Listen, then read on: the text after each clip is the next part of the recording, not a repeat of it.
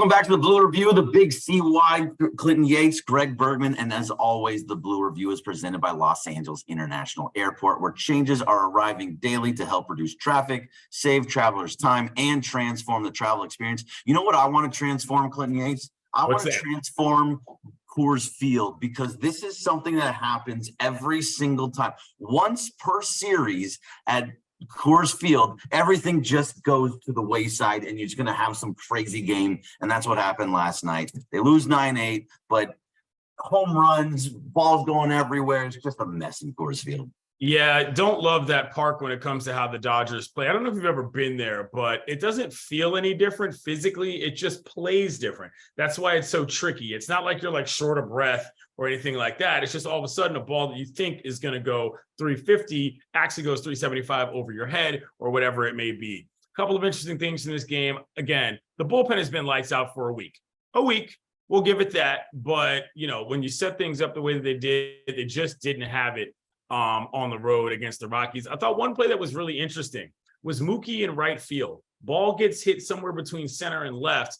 Mookie's chasing it, pursuing it, a typical ball you pick up, not exactly on the run, but on the jog, and they just missed it. It just didn't get there. And I thought, man, okay, I mean, I get it. He's been playing infield for a while, but like, not that you forgot how to play right field, but it was one of those moments where he clearly just misjudged it. Whether that's a Coors Field thing or not, I don't know. JD Martinez up with the bases loaded, didn't exactly come through when you wanted him to. A lot of things happened where in the middle of this game, I texted my buddy, I said, oh, the Dodgers are trying to blow this, you know, and that 5-run inning was exactly that. They just fell apart at the wrong times, too close together. And, you know, they couldn't get a win. No, and like I think you hit on a couple of things there. First of all, the Mookie Betts thing, like maybe he's just an infielder now. I think we've just found out that Mookie Betts is an infielder now. But either way, no, probably not. He's an amazing right fielder. There's a little issue there. The biggest thing I think, though, is the bullpen. And I think the bullpen is something that, like you said, has been pretty much lights out. But if you look at who the guys were that did this, that had the bad outings, Victor Gonzalez, kind of been up and down, been trying to get him into a good spot. He hasn't really been as good as he has been since the 2020 World Series. He just hasn't been that guy for a while. And so he was one of the ones that went out of it. Then it was Nate Robertson, which a guy you're not going to be relying on when push comes to shove.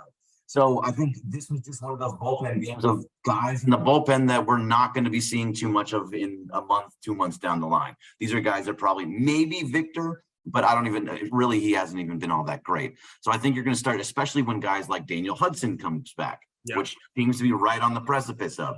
When he comes back, that helps out your bullpen. When somebody else, other guys like Jimmy Nelson, if he comes back, a real legit arm for the bullpen, you're not going to rely on some of these dudes. And I think the bullpen will start to even itself out. Well, now that we're getting up to the All-Star break, you're starting to hear this even on telecast and broadcast in which the Dodgers are involved, which is open discussion about who's going to be available at the trade deadline. We're officially there, Greg. I talked about this before. What are we going to do? Are we going to wait for guys to get off the injured list? Are we going to call guys up, or are we going to deal? And by we, I mean the proverbial entity of what Dodger fan base is. I think you got to get somebody now because you're running out of games. This would have been one thing if the team was in first place the entire time. They're not. They're not in first place even in their own division. And so you do have that desperation element. I think that's there just from terms of winning. And I don't think there's anything wrong with that. You know, you think about certain guys that might be out there, the bad teams that you play against.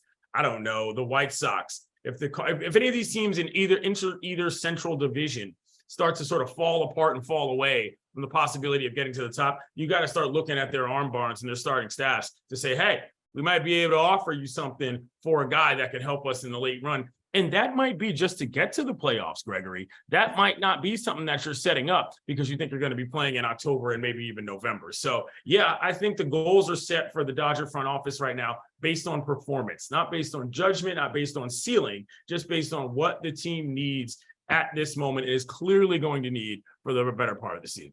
Yeah, they're going to have to go out and get something. That's absolutely, and that's one of the things that Andrew Friedman does really well. He goes out and he knows the types of guys that you want, and you are going to start looking into like a Lucas Giolito from the White Sox, or it's going to be somebody. I mean, one of the interesting teams, though, as I don't know enough about their bullpen to have a really smart conversation about it, but the Mets are going to blow it up. which Steve Cohen basically said he was going to blow it up yesterday. I thought that was amazing. I thought it was hilarious. He spent so much money this offseason. He said, if we're not in contention by the August 1st trade deadline, we're going to move pieces. They will not be buyers. They'll be sellers. And so you can start looking into the Mets bullpen and saying, okay, who's somebody that we could take from there? That's one of those guys that you're talking about. I don't know the names, but there's somebody there, I'm sure.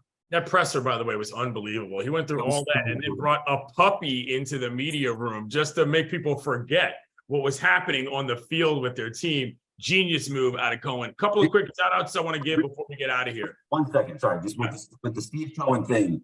He said he doesn't have a president of baseball operations. How are we running a Major League Baseball team? We're the owner of it and not have a president of baseball ops. Do not ask me. But anyway, quick shout out. I want to give a shout out to our old friend Janice, who was at the perfect game. She was at the perfect game in Oakland last night. She's a Yankees fan, as we know, but of course, friend of the station always has been. And that was pretty exciting to see on social media. And of course, Losman, who won our Mookie Betts bobblehead. And I threw a little something extra for him on the Around the Horn workout collection. So people do win, kiddos. It's not a joke. Right. And by the way, Domingo Germán going with the perfect game. It was on the Yes Network, and it was Ryan Ruocco calling it, and not Michael Kay. So, how do you feel? Fascinating me. I would wonder how people like John Ireland would feel not calling a perfect game, or not calling an 81-point game for Kobe Bryant, or not calling like that big historic moment. I think that's interesting. To be fair to Michael Kay, he did just get off of a trip to London, so I understand why he did not want to follow that up with a West Coast trip to Oakland.